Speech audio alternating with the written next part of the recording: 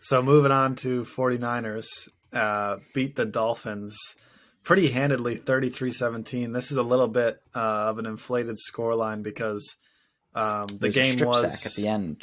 Right? Yeah, the game was a 6-point game late in the fourth. Turnover on downs led to a field goal by the 49ers, and then a strip sack immediately after for a return for a TD. Put it at whatever it is, whatever that was, 16 or something. Yeah. But this game was pretty close all the way down to the wire. I watched this entire game until that field goal. Then I went to the Bengals game. And yeah, that I don't know. My takeaway from this game basically is that I think in general, I might have been wrong about the 49ers and the Christian McCaffrey trade. I'm willing to admit that it quite possibly does put them over the top because we haven't seen the defense. Well, we've started to see the defense really come alive in the last couple of weeks.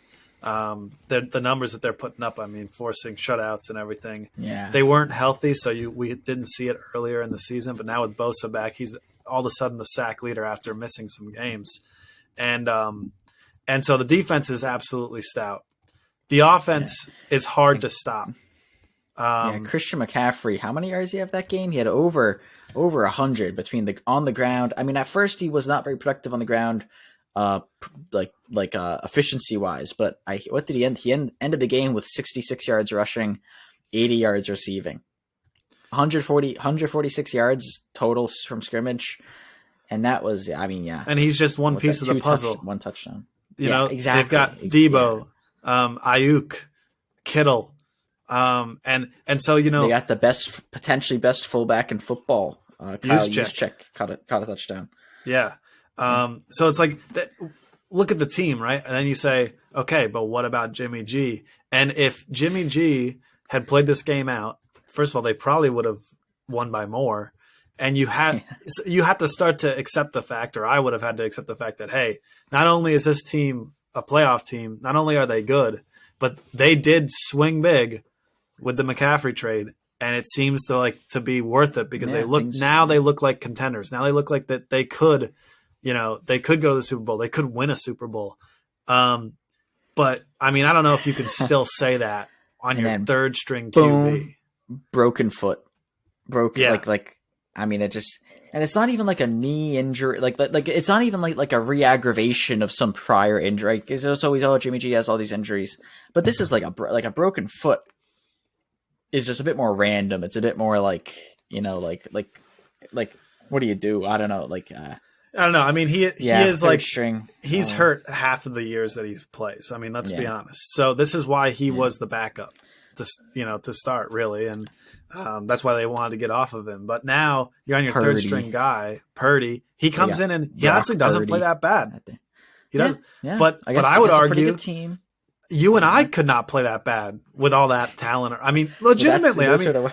I know it's toxic. I'll just get the ball out, get the ball in McCaffrey's hands, screen every play, and I just throw it before whoever's on the Dolphins D line just annihilates you. But that's the thing. So much of that offense is not only like the run game, right? Like with McCaffrey, but also with Debo sometimes.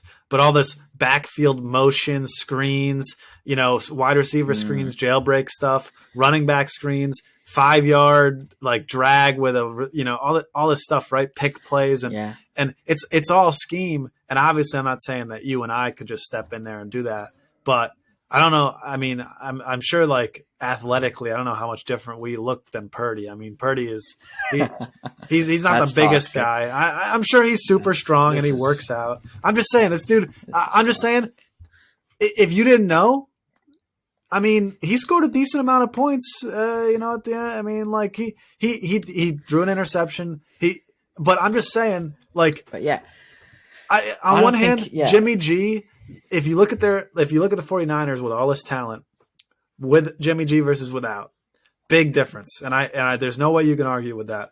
He contributes to winning, and he might be just enough to put you over. But even if it's just the intangibles, whatever it is, something about him. Right. And it could be the intangibles. It's because he's a good leader and people love him and whatever it is. But Yeah, I mean, you're missing with him gone. I know we're getting ahead a bit with this, but yeah, I mean, Brock, this game, it's a massive win for them, but losing Garoppolo is such a massive loss, and at this point, there's just a lot. Like, do you think if they had Jimmy G and if that was going to be, he just, even if it's a concussion, as bad as that is, like, he'd be back in a couple of weeks, I would say, yeah, this team should be this team could easily make the NFC Championship. They could make the Super Bowl. Like, this team is something serious here. Without Jimmy G, it's hard to say that, especially until we see more from Brock Purdy. Like, until we see more games. I mean, right. But yeah.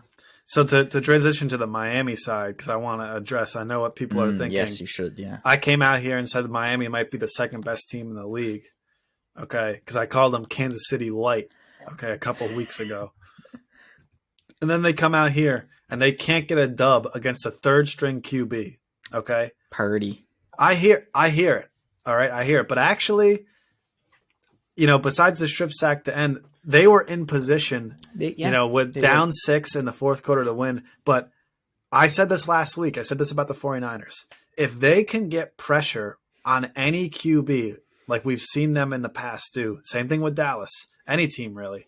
If you're going to pressure the QB that much, no one, like, there's not going to be a team that can handle it. Like, if you're going to get into a passing situation and you don't have time, you don't have 2 seconds to pass, then you've already blown up the game. So that goes for, we've seen it. We've seen Patrick Mahomes. We've seen Joe Burrow not be able to handle this type of thing because they literally cannot pass.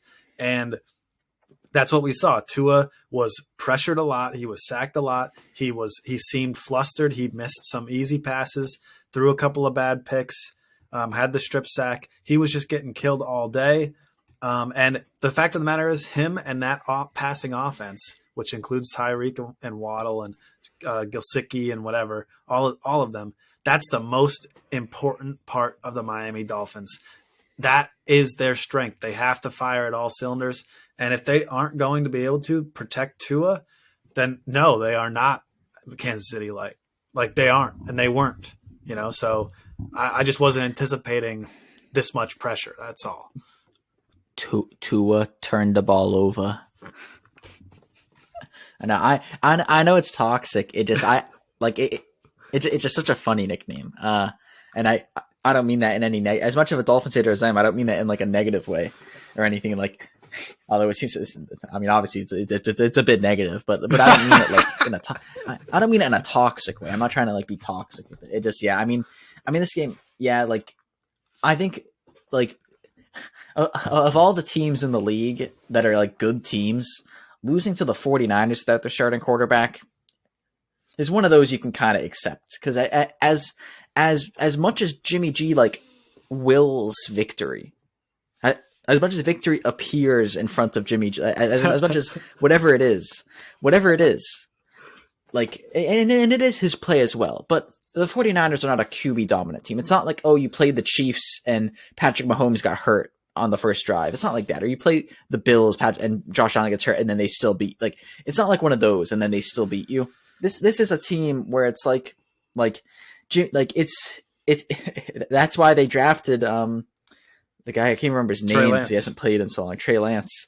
Like, that's why they drafted him. So why they went all in on him is because they've been a QB away, quote unquote, for so long. Right. Like, it's their this weakest is a team link. that, yeah, exactly. So like this is more like if a team like the Patriots, I don't know, lost. I can't even think of anyone who's any sort of link. So never mind. That's a bad example.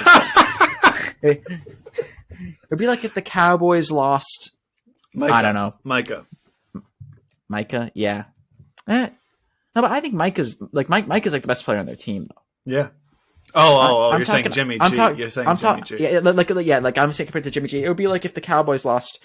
I mean, Gallup maybe. Like he's a great player, right? He's not a bad player, but it's like, well, you still have the amazing defense. You still have both running backs. You still have your O-line. You still have Dak. You still have CeeDee Lamb. Like, right. You still have so much even on the same side of the ball. I know I said defense in there, but you have so much even on the same side of the ball that it's not the end of the world. Right. But yeah, I mean, we'll see. Let's move on to Vikings Jets. Wait, I gotta pause. Really, I gotta pause. Just one little thing. I texted you about this. They were down 6. 10 minutes left in the fourth quarter. Miami has the ball on their own 18, and it's 4th and 1 on their own 18 with 10 minutes left, down only 6, and they go for it. They go for it. And on that same drive, that they end up turning the ball over on downs at the 4. Analytics. No. This is getting out of hand. I know. I'm sorry. I said that just to trigger you. Keep going. No. This is legitimately. I'm not anti-analytics. I'm anti-idiotic. Okay, what? You're only down 6. You're afraid of Purdy? What are we doing?